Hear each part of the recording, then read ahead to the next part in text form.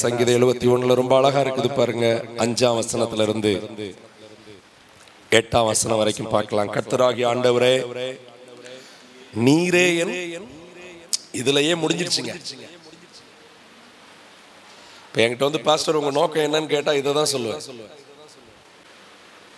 சிலருக்கு புரியல, சிலருக்கு வாழ்க்கையில வந்து டாக்டர் ஆகணும், அதெல்லாம் நோக்கம் இல்லை, ஏக்கம்.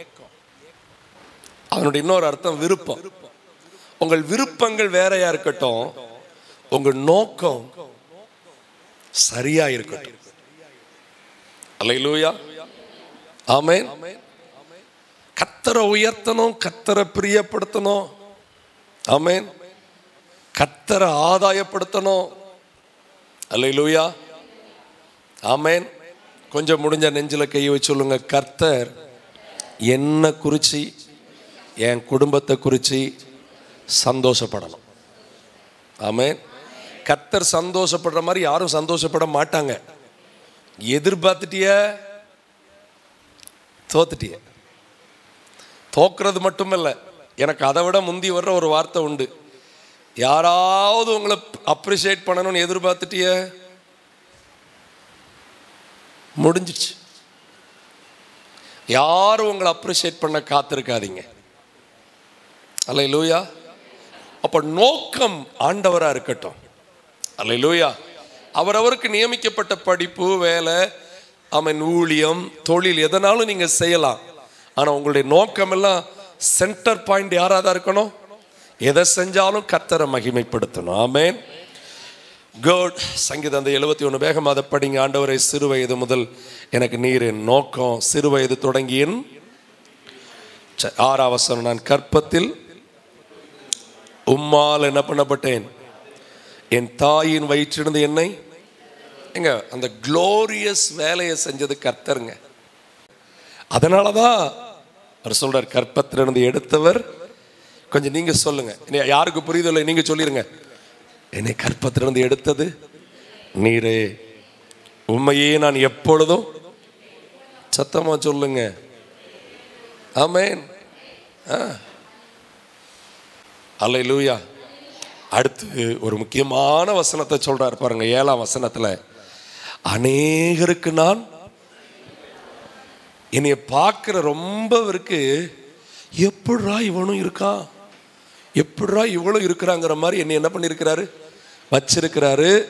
வைக்கலன்னா இனிமே வைப்பாரு, வச்சிருக்கிறது இன்னும் அதிகப்படுத்துவாரு. அநேகருக்கு உங்களை எப்படி மாற்ற போகிறார். அல்லேலூயா. இங்கிலீஷ் பைபிள்ல ரொம்ப அழகா இருக்குது. My success at so many amazed because you are my mighty protector. அல்லேலூயா. என்னுடைய வெற்றியில ரொம்ப பேர் ஆச்சரியப்படுறாங்க, ஏன்னா நீர் என்னுடைய சிறந்த பாதுகாவலர். சத்தமா சொல்லுங்க, ஆமென். கொஞ்சம் பேர் தான் சொல்ற மாதிரி இருக்குது.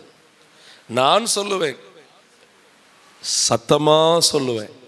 என் படிப்புல, என்னுடைய பைபிள் காலேஜ் ஸ்டடீஸ்ல, ஃபேமிலி லைஃப்ல, பிள்ளைகள் காரியத்துல இது அப்படியே நடந்திருக்குது.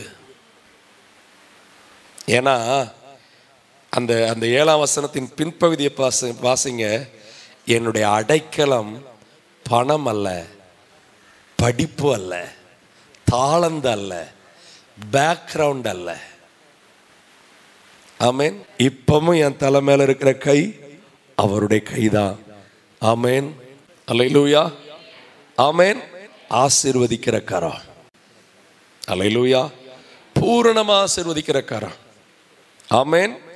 நீங்க பாருங்களேன், 8ஆம் வசனத்துல, என் வாய் உமது துதியினாலும் நாள்தோறும் உம்முடைய மகத்துவத்தினாலும் என்ன பண்ணுவதாக.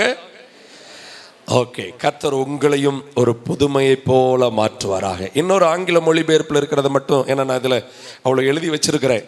ஐ am an wonder and example for many. அநேகருக்கு என்னை பார்க்கவே ஆச்சரியம், அநேகருக்கு நான் ஒரு மாதிரி. சிலருக்கு ஒரு மாதிரி, அது பிரச்சனை இல்லை.